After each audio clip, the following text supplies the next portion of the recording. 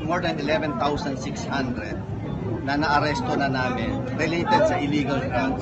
Sa mga drivers, conductors, dispatchers, since 2013. Na-aresto, sir. Na-aresto. What happened to them now? I mean, ano yung, like, kunyari, nag-positive sila? Kasi sure, may sinasabi kanina yung LTO na pero may kaso pa.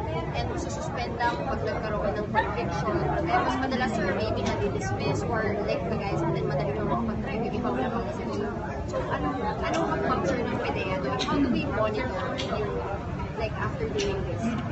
Well, ang ano namin talaga rito is maging safe yung ating mga commuters. No? Once na maging positive sila, dapat tanggalan sila ng lisensya.